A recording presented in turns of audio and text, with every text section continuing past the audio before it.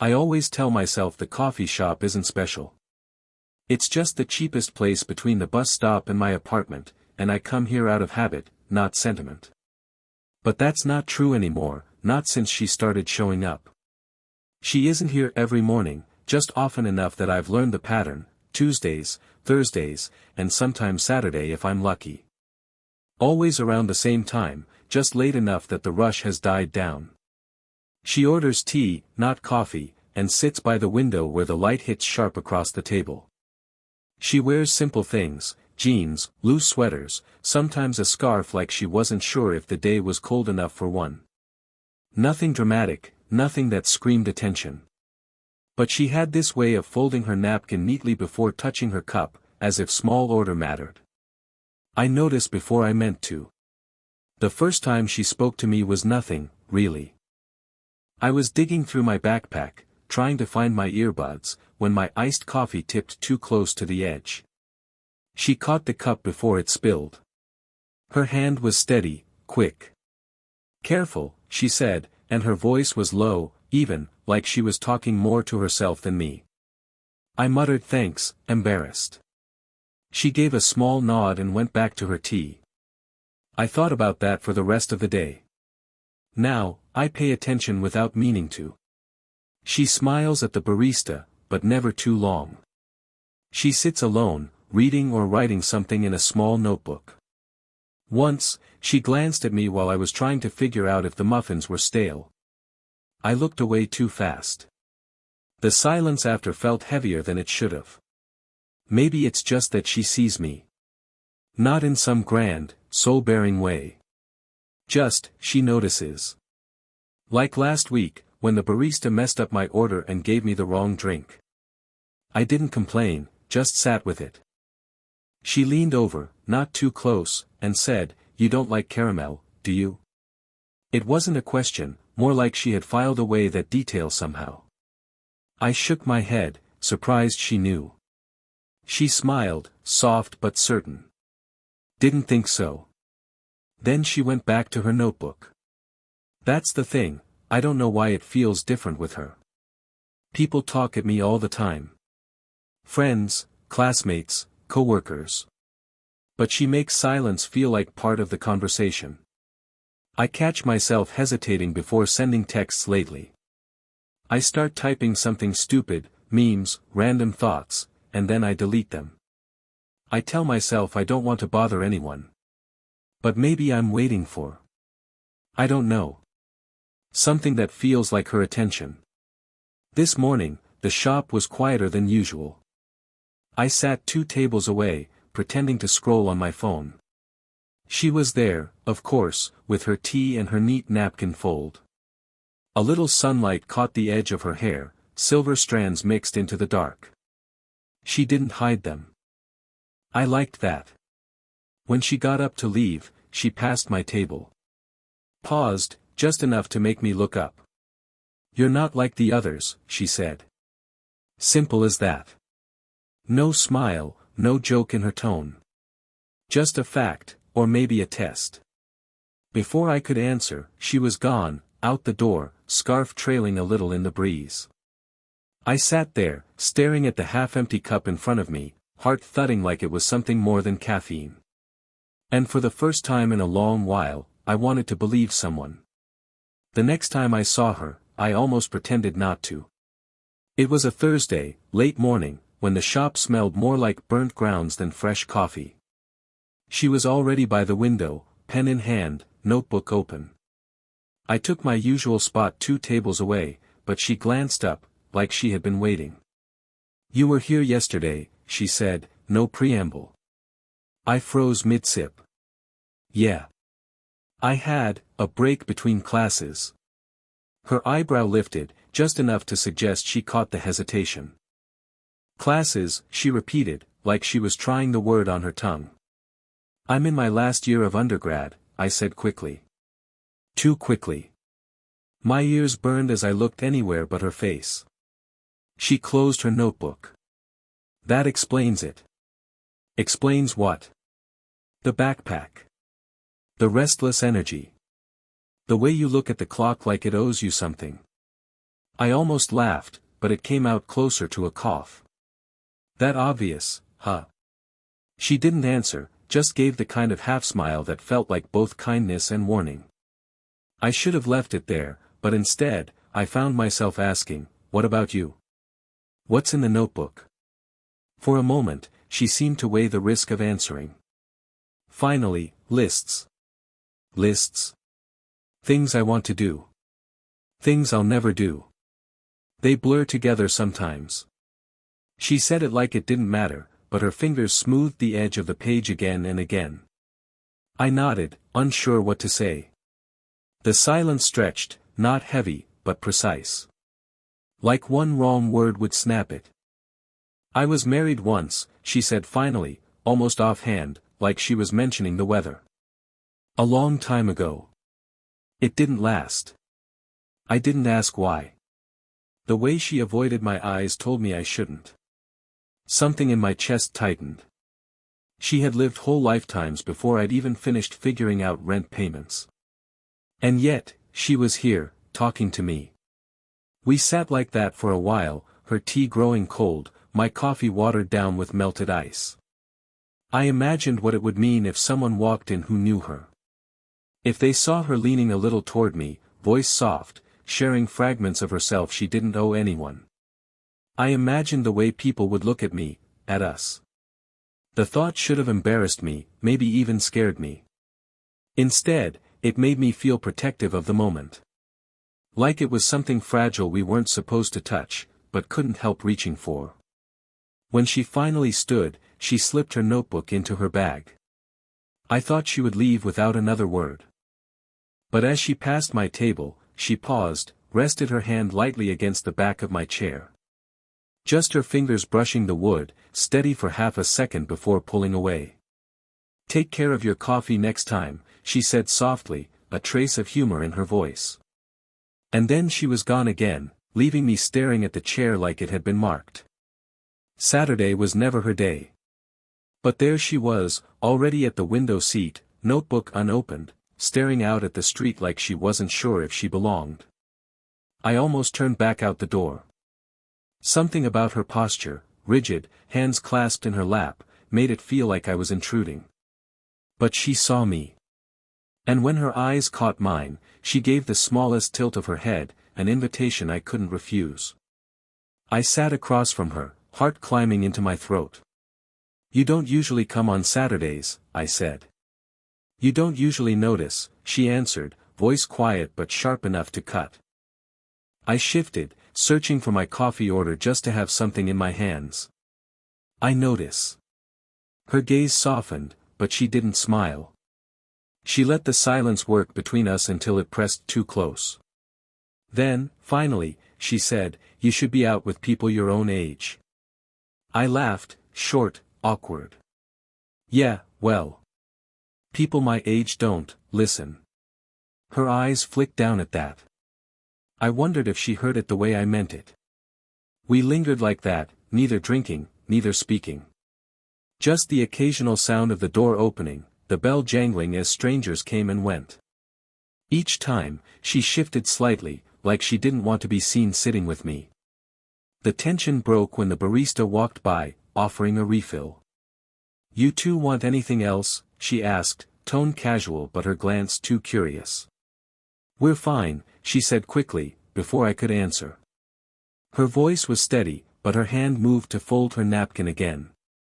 Too careful. After the barista left, I muttered, we look suspicious or something. She let out a low breath, half laugh, half sigh. That's because we are. The words hung there. I wanted to ask what she meant. I wanted her to say it plain. But instead, I leaned forward, elbows on the table, and asked the wrong question. Do you ever regret it? Not, trying again. Her eyes darted to mine. For a second, I thought she might actually answer. But then she shook her head, almost imperceptibly. You shouldn't ask me that. We sat in silence again. This time heavier. I noticed her hand resting near her teacup, fingers barely moving, as if tracing the rim. I wanted to reach across, just place my hand over hers. It felt like the most natural thing. It felt impossible. And then, footsteps. A man walked in, calling a greeting toward the barista. She straightened instantly, shoulders back, expression neutral. Her fingers pulled away from the cup. "Friend of yours?" I asked quietly. "No," a little too quickly. "But people talk." I didn't push. I couldn't. When the man left with his coffee, her shoulders relaxed again. Slowly, she met my eyes. For the first time, she didn't look away. The distance between us felt fragile, dangerous. My hand twitched on the table, hers only inches away. She didn't move. Neither did I. We were close, so close it felt like gravity had made the decision for us. And then she whispered, barely audible, "Don't." But she didn't pull her hand away. It wasn't planned. I left the shop a little later than usual that day, and she happened to be walking in the same direction. We fell into step without deciding to, silence stretching between us, our breaths visible in the late afternoon chill. At the corner, she said, "You don't have to walk with me." "I know." I shoved my hands into my pockets. "But I want to." She glanced at me, quick and sharp, then back at the sidewalk. She didn't argue. We ended up at a small park near the library, where the benches looked older than both of us put together. She sat, brushing leaves away with one hand, and I sat beside her, leaving more space than I wanted. For a while, we just listened to the sound of kids in the distance, the faint hum of traffic. She stared ahead, but I could see her jaw tighten, release, tighten again. Something turning over inside her. "Do you ever wonder," she said suddenly, "how people see you? From the outside?" I frowned. "Sometimes." "Not really." "You should." Her voice was soft, but it carried weight. "Because I do. I wonder what they'd say about me. Sitting here. With you." I swallowed, throat dry. "And what would they say?" She let out a hollow laugh. "That I should know better." The words stung, not because they were cruel, but because they were true. Still, I couldn't stop myself. "And what do you say?" Her hand gripped the edge of the bench, knuckles white. "I say I don't know what I'm doing." That was the closest she'd come to admitting anything. The honesty of it made my chest ache. I leaned forward, elbows on my knees, staring at the cracks in the pavement. "I don't either. But it feels like, if I don't sit here, if I don't listen when you talk, then I'm missing something important." Her breath caught, small, quick. When I turned, her eyes were already on me. "You're too young," she whispered. "You don't understand the weight of being seen like this." I almost laughed, but it wasn't funny. "I think I do. More than you think." For a long time, neither of us moved. I noticed the way her scarf had loosened, the way the light caught the silver in her hair. I wanted to tell her she looked like someone who had lived, not someone who had lost. The words hovered but didn't leave my mouth. Finally, she let out a slow exhale, eyes closing. "You make it hard," she said. "Harder than it should be."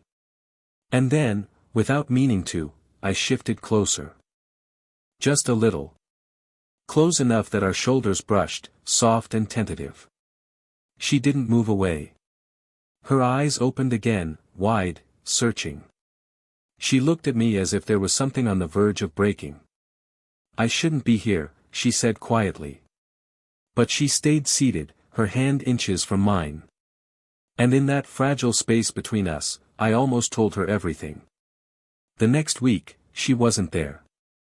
Tuesday morning, Thursday, Saturday, her seat by the window sat empty. The napkin dispenser untouched, no tea cooling on the table. Just sunlight across the wood where she should have been. I told myself it didn't matter. People have lives. Appointments. Things to do. But by the third morning, when I caught myself staring at the door every time the bell rang, I knew better. When she finally reappeared, it wasn't the same. She came in later, ordered quickly, no glance in my direction. She sat by the opposite wall this time, far from the window, farther from me. I wanted to ask why. I didn't. Instead, I waited until she looked up, even for a second. When she finally did, her eyes lingered only long enough to say, "Don't." That should have been enough. But the silence in my apartment stretched too thin, my phone screen too bright with words I never sent. I typed them anyway. "You okay? Did I do something? I miss seeing you there." Each one sat in the box, blue cursor blinking, until I erased it. The following Thursday, she surprised me. She crossed the room, tea in hand, and sat at my table without asking. I straightened so fast I nearly spilled my coffee. "You don't have to wait for me," she said, voice steady, eyes fixed on her cup. I started, then stopped. "No point pretending. I thought you weren't coming back." I wasn't sure I would. The way she said it, flat, not cruel, felt like a door half closed. She stirred her tea though it didn't need stirring. "My son's back in town. Just for a little while." It hit harder than I expected. Not because I hadn't guessed she had a family, she never hit her age, but because she'd never mentioned him before. It made everything real in a way I hadn't prepared for. I pictured him. My age, maybe younger.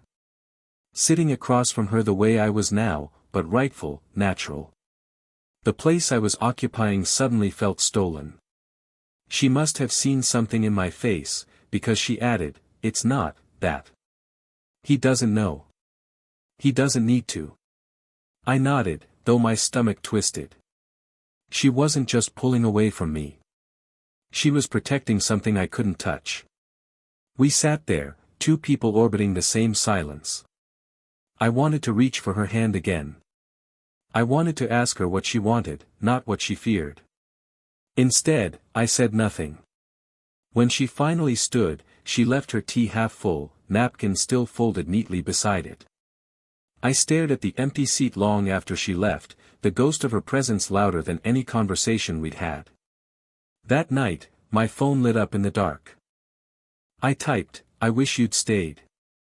My thumb hovered over send. Then I locked the screen. The message stayed unsent. It was raining when I saw her again. Not a storm, just a steady, soft rain that made the sidewalks shine and the air smell like earth. I spotted her outside the coffee shop, standing beneath the awning, scarf pulled close.